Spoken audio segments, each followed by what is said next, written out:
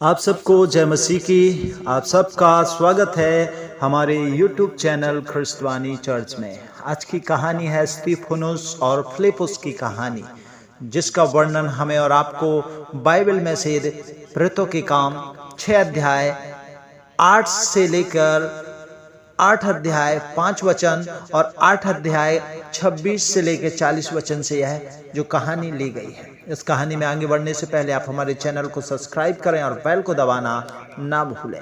तो आइए मेरे प्रिय भाई और बहनों, बढ़ते हैं कहानी में आगे। प्रथम मसीही अगुओं के बीच में स्तिफनुस नाम का एक पुरुष था। सब लोग उसका आदर करते थे। पवित्र आत्मा ने उसे बहुत सामर्थ्य और बुद्धि प्रदान की थी।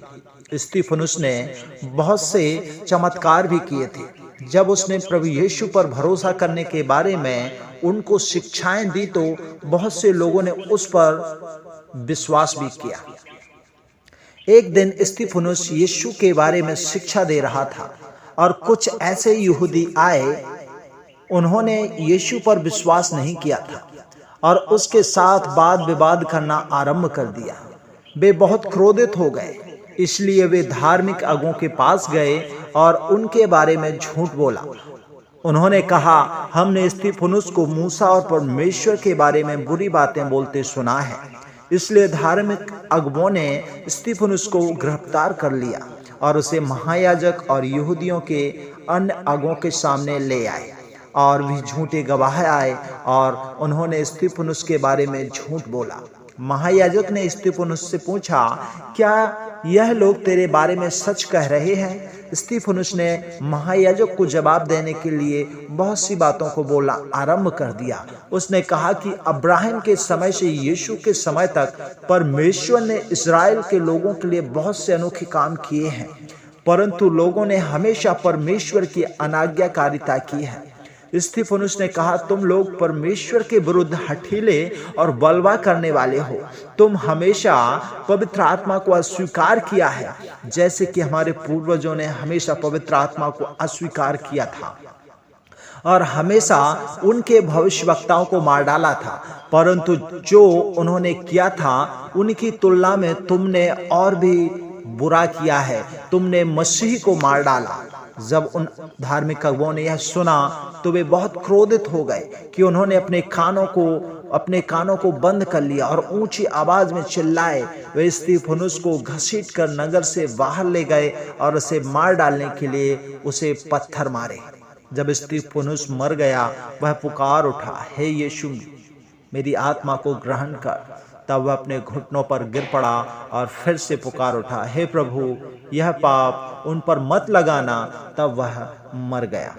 उस दिन यरूशलेम में रहने वाले बहुत से लोगों ने प्रभु यीशु के अनुयायी को सताना आरंभ कर दिया। इसलिए विश्वासी लोग अन्य स्थानों में भाग गए, परंतु इसके बावजूद भी जहां कहीं भी वे गए, उन्होंने यीशु मसीह के बारे में प्रचार किया।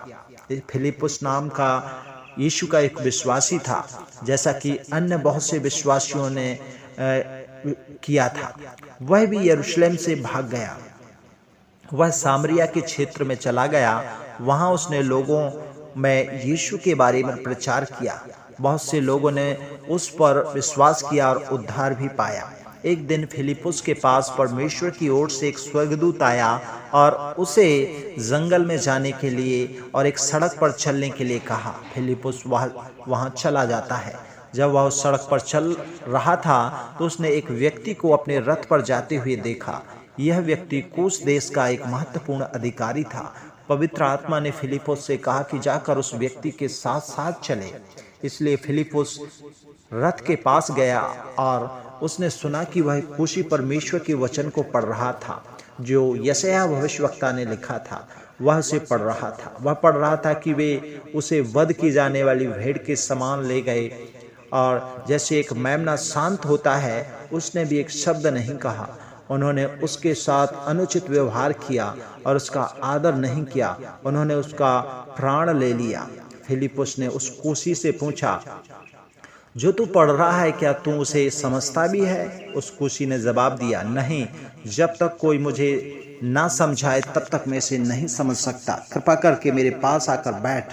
यशायाह अपने बारे में लिख रहा था या किसी और के? फिलिप्पुस रथ पर चढ़ गया और बैठ गया। तब उसने उस कूशी व्यक्ति को वह बताया जो यशायाह ने यीशु के बारे में लिखा था। फिलिप्पुस ने परमेश्वर के वचन के बहुत से अन्य भागों की भी चर्चा की। इस तरह उसने उस व्यक्ति को यीशु के बारे में शुभ संदेश सुनाया। फिलिप्पुस और वह कूशी चलते हुए पानी के पास आए। उस कूशी ने कहा, देख, यहाँ पानी है, क्या मैं बपतिस्मा ले सकता हूँ? और उसने सारथी से कहा रथ को रोकने के लिए कि रथ रोक दो। अतः वे पानी में चले गए और फिलिप्पुस ने उस कूशी को बपतिस्मा दिया। जब वे पानी से बाहर आए तो पवित्र आत्मा अचानक ही फिलिप्पुस को उठाकर किसी अन्य स्थान को ले गया। वहाँ फिलिप्पुस ने लोगों को यीशु के बारे में बताना जारी रखा। वह कूशी अपने घर की यात्रा पर आगे बढ़ गया। वह प्रसन्न था कि वह यीशु मसीह को जानने लगा और जानता था। प्रभु इस कहानी के पढ़े और सुने जाने पर आप सभी को ब्लेस करे। कहानी कैसी लगी आप हमें कमेंट करके ज़रूर बताएं। God bless you.